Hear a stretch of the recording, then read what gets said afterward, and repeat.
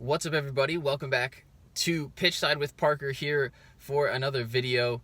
Thank you to everybody who's been watching and supporting, subscribing, all that good stuff. I really appreciate y'all, and the support has been great recently.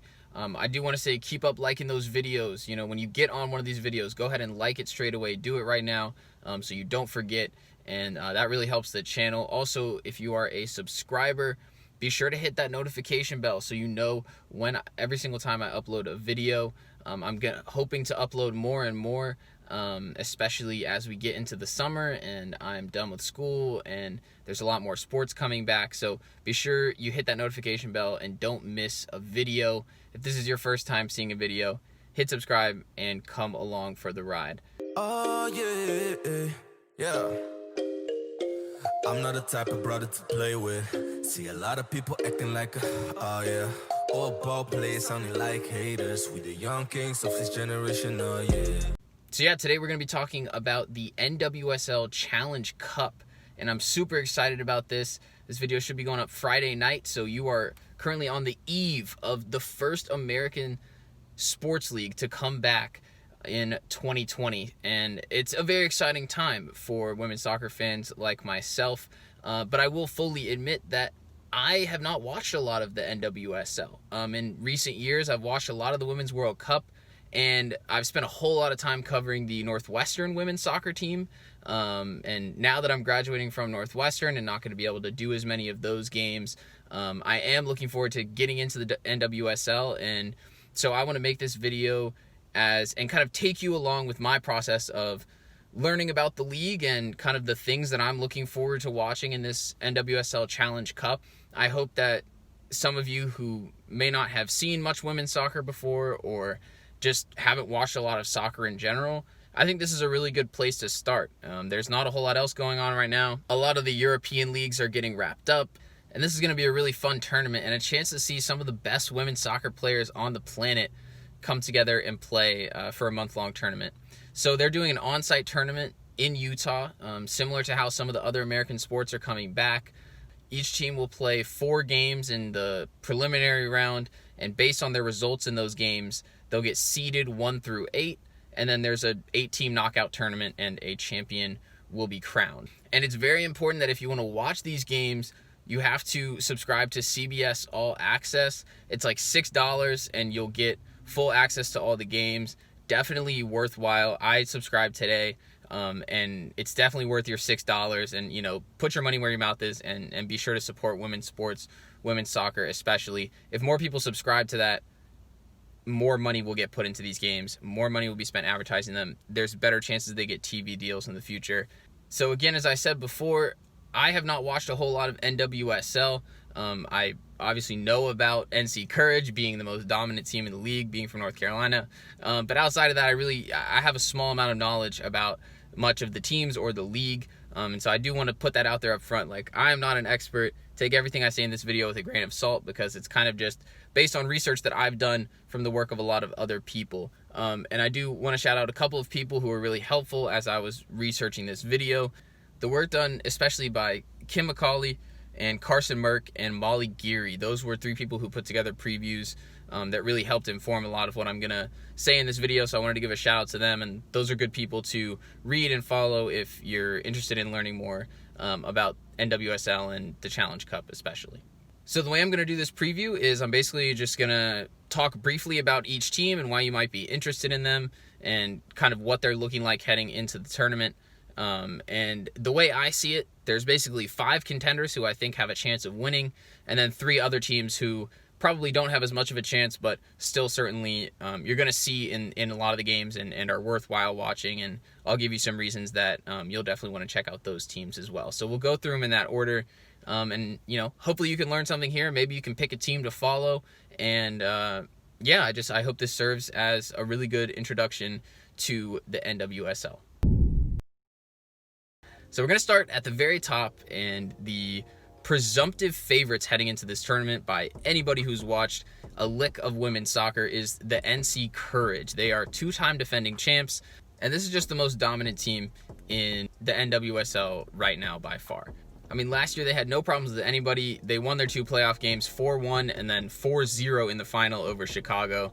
And then they returned 10 out of their 11 starters from last season. So while a lot of these teams have had some upheaval throughout the offseason, NC Courage has stayed really solid. And again, 10 of their starting 11 will be back. And some of the really big players that you're going to want to watch on this team, Crystal Dunn and Sam Mewis, are kind of the two Team USA superstars that you may have seen last summer in the World Cup. And there's a few other USA players as well. Lynn Williams and Jess McDonald are the two forwards for NC Courage who put up great numbers last season, and they will be leading the attack.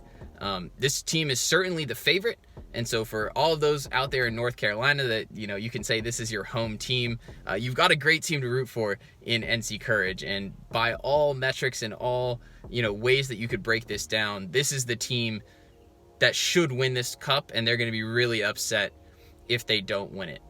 They play a really unique style. They're very high pressing and attacking based team, much like a lot of the great teams we see across Europe and across the women's game as well.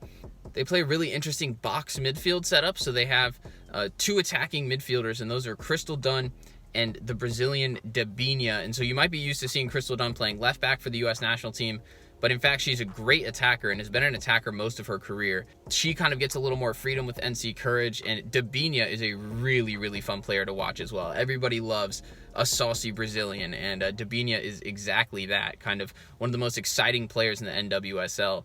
And if you're looking for somebody to provide some tricks, provide some flair and some skills, she is definitely a player to watch, and another reason that NC Courage are very fun. So these are the odds-on favorite in the Challenge Cup. And, if you're one of these people from North Carolina who may be watching the video like myself, this is a great team to start and to root for. Next, I'll talk about the Chicago Red Stars, as I am in the Chicago area still right now.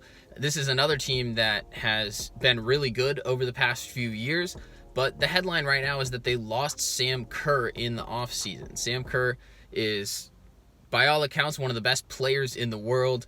In my opinion, the best pure striker in the world right now in the women's game. And she moved on and signed a big deal with Chelsea over in England. So she's left the Red Stars, and that's going to leave a huge hole for them because she's a multiple-time MVP, multiple-time Golden Boot winner, and she's provided over 50 goals in the last 60 games for Red Stars. So she is really just an irreplaceable player in total. But they do still have a lot of really good talent to work with. One of the headliners, if you were a women's national team fan, is Julie Ertz. So you certainly will see her along the back line. Casey Short is another player that is very good for the Red Stars. And the other big name in attack is Yuki Nagasato. She's a Japanese international, so you may have seen her playing for Japan, but she was kind of the main creator who played up top with Sam Kerr in the past, and they're definitely going to have to rely on her a little bit more now, moving forward without the goal threat of Kerr. I would definitely expect them to take a little step back from last year where they made the final and got beat by North Carolina Courage. But this is another team that historically is really good. They're going to have high hopes coming into the tournament. And while they will have to figure out some things lineup-wise without Kerr, it's certainly another very strong team. And so for my people in the Chicago area who would be able to call this their home team, another really strong case for a team to support. And if you're a Northwestern fan, a couple players that I got to cover a lot over my 4 years at Northwestern who were certainly stalwarts of the Wildcats team were the two center backs, Kayla Sharples and Hannah Davison, who graduated last year and both joined Chicago Red Stars in the draft. They haven't really gotten to see much playing time with them, but with a couple of injury concerns heading into the Challenge Cup, they are both on the roster traveling to Utah and actually both have a chance that they could get some minutes along the back line for Red Stars. So those are a couple of players. If you're, a Northwestern fanatic, that is maybe where you could hold your rooting interest in Chicago Red Stars. Next, we'll head out to Portland and talk about the Portland Thorns.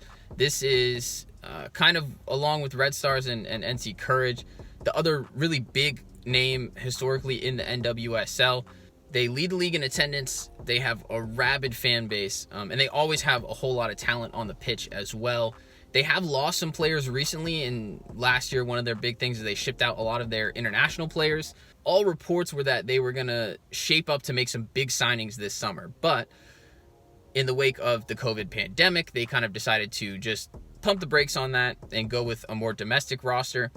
And they decided that they wanted to build through the draft. So they actually traded both players and picks to trade up, and they got the top 2 picks in the draft. With those top 2 picks in the draft, they selected Sophia Smith out of Stanford and Morgan Weaver out of Washington State. Both are forwards who have played a little bit at the U.S. youth level in terms of Weaver, and Smith actually has been a mainstay at the U.S. youth level.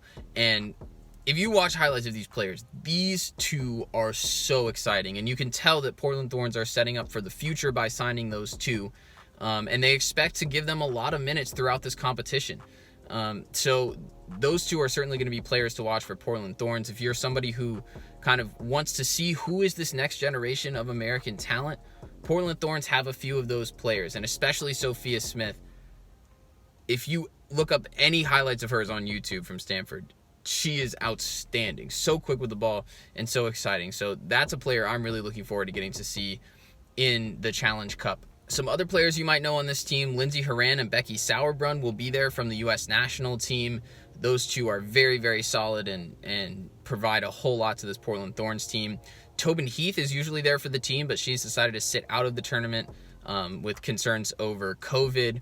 And outside of that, the headline name is Christine Sinclair, who, if you've ever watched international women's soccer, you'll certainly know of. She is a complete legend in the game, and she is still out here for Portland Thorns, and now actually plays at a slightly deeper role. Instead of playing that number 9 kind of target up top, she plays as more of a playmaker now, and has really thrived in that role for Portland Thorns. So that's another reason that you might like this team. It's an exciting team, it's an attacking team, and it's a team that you'll find some players that you may really find a reason to root for. And I think that is one of the main reasons that Portland Thorns could be interesting in this tournament. And I have to say, even as much as I have connections to NC Courage and have connections to Red Stars, this is a team that I'm really excited to watch play, just because I'm excited to see the players. And even though I don't necessarily expect them to compete to win the cup necessarily, they are in that mix of teams who could be up there. And again, I'm just thrilled to watch them. The next contender I'll talk about is Washington Spirit. And this is a team who last year had an above average record. They did have a above 500 winning percentage, but did miss the playoffs, finished 5th in the NWSL after being second to last the year before. So they're definitely on an upward trajectory, and they did that last season without the talents of Rose Lavelle, because she was off with the U.S. national team. And if you watched last year's World Cup, you will know that Rose Lavelle is a very, very bright star for the Stars and Stripes, and she can change a game all by herself. She's so technically gifted, so physically gifted, and really can dominate a game from the center of the park. So if you like her, Washington Spirit will be very much built around her and will be an incredibly exciting team. Her partners in the midfield are Andy Sullivan and Jordan DiBiase, and those three, I should say, should create a really nice midfield combo. This is a team that led the league last year in most possession stats, although they did struggle at times to score goals and find the back of the net. So striker might be a question for them, and that could be something that holds them back if they can't find that goal-scoring punch throughout the tournament.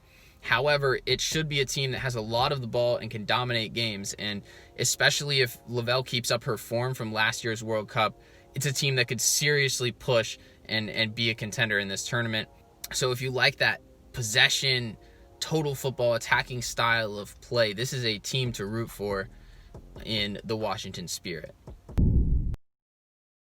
And to round out the contenders, I will talk about the newly named OL Reign, formerly known as Seattle Reign.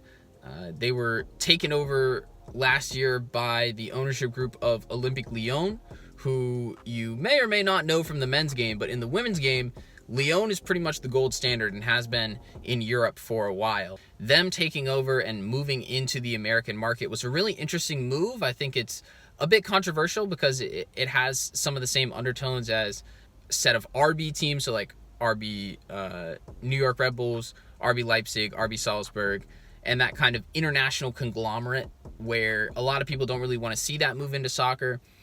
In my opinion, I don't actually think it's a bad thing for the game. I mean, the more money that you pump in, the more talent you're going to be able to generate. And especially in the women's game, I think that more investment can only be a good thing at this stage.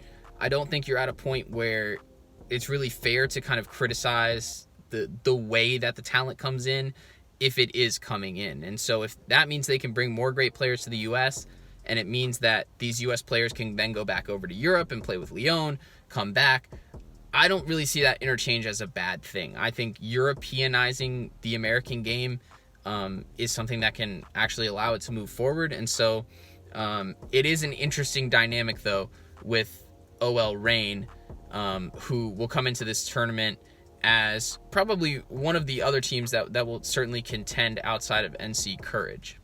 Their superstar is Megan Rapinoe. She has said that she will be out due to concerns over COVID as well.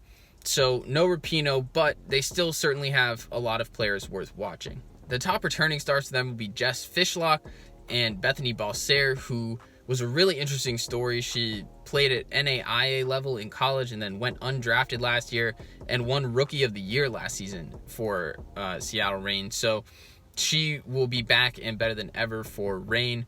And then they've got some newcomers coming in as well. Sofia Huerta is a player that's been around the U.S. and been around the NWSL for a while. She comes in from Houston Dash, and she can definitely make an impact at the number 10 spot for OL Reign. And then beyond her as well, another young U.S. talent that, if, like I said, kind of with Portland Thorns, if you're looking towards young U.S. talent, Alana Cook will be one to watch. She's currently on loan from PSG, and she's going to be playing on loan with OL Reign just for this summer. And that's that exact type of thing I was talking about, where there's going to be, with the new ownership group, some transfer of players back and forth. And I think, again, with the way the women's game is, the unfortunate truth that a lot of these players can't play in the same place year-round, I think that this kind of interchange back and forth can be a good thing, and it will allow us to see Alana Cook throughout this process. She's a young center back and one that could definitely have a future on the U.S. national team, so she's a player to keep an eye on as well. I imagine OL Reign will miss Rapinoe a bit, but they were able to survive and play very well without her last season and still nab that 4th playoff seed while she was off with the U.S. national team. So this is going to be a fun team to watch. They will play a style that will seem very familiar if you watch a lot of European soccer, kind of 4-3-3 possession-based style. And again, if you're into this idea of Europe coming into the American game and changing it from the inside, this would be a great team to support.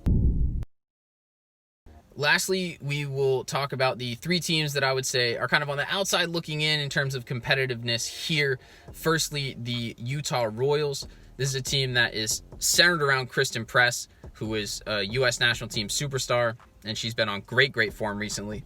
She's another player who has opted out of the tournament for concerns with her health about the coronavirus, and so they will really miss her, because this team was fully centered around everything that she does, and it will leave Amy Rodriguez as the main player up top. She did have a good season last year partnering with Press, but in terms of forward combinations, it's always tough when you have a player that commits as much attention from the defense as Press does. It might be hard for Rodriguez to keep that up when she's the main threat up there. But they do have a few other players that should bolster the attack. They drafted Ciara King out of NC State this season, and she was actually a player I had the chance to broadcast during a Northwestern game. Northwestern played NC State in the tournament 2 years ago, and she is a very talented player, and there's certainly rumors that she could take some of that load up top, and that was the reason she was drafted.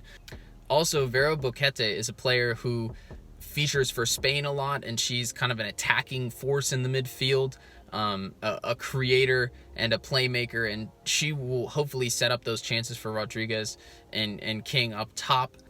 And lastly, Desiree Scott is a absolute brick wall of a midfielder in the back. She's played for Canada if you've seen her on the international stage, and she can kind of sure things up for them in the midfield. It's a team that I don't really expect to do well on the talent level based on everything that I've read. But yet again, so many players that you could be interested in. And I think the theme for them here will be, how do you adapt without Kristen Press? And it's very similar to what the Red Stars will have to do without Sam Kerr. And there's a lot of teams that will be figuring things out and having to rotate a lot of bodies throughout this tournament.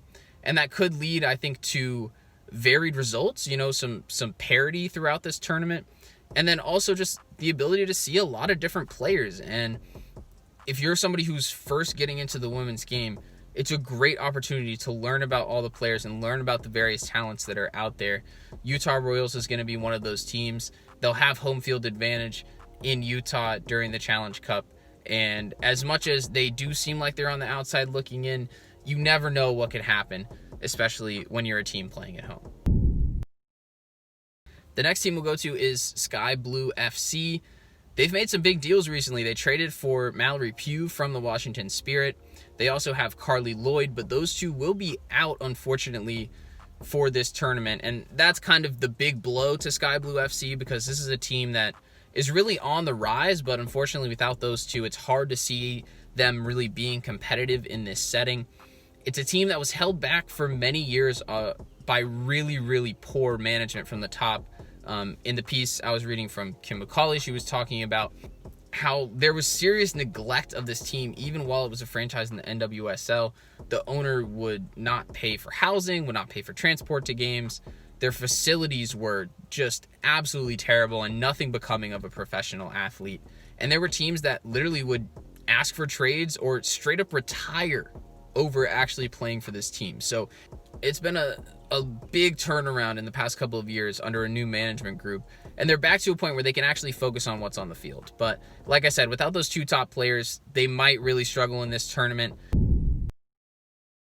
And last but not least, the Houston Dash, who are kind of the historic bottom feeders of the NWSL. They've never made the NWSL playoffs, and last year they finished 8th out of 9 teams, but they did seem like a pretty unlucky team. They were a team that expected goals would have expected them to do a little bit better throughout the season.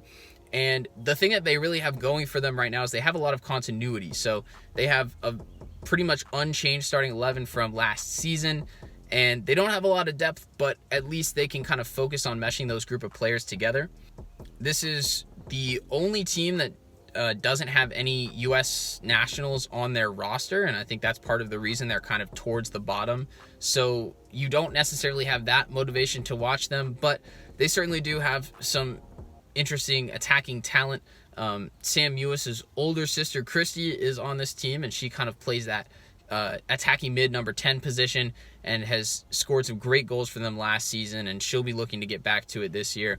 And then there's a few other international talents as well. Rachel Daly plays up top, and Nichelle Prince, who plays for Canada. Those are some tricky and fast attackers who will hope to make a difference for Houston Dash as well. But I think most consensus about Houston Dash is they will kind of be one of the bottom teams of this tournament, as they are routinely in the NWSL. So certainly low expectations for Houston heading into Utah. So yeah, that does it for me from this video. I hope that you learned something. I hope that you found some players or some teams that you might now be interested in watching. I'm really excited to start this journey of following the NWSL and really getting into this league. It's a league that is growing, and just like the entire game of women's soccer, it is moving in an incredibly upward direction.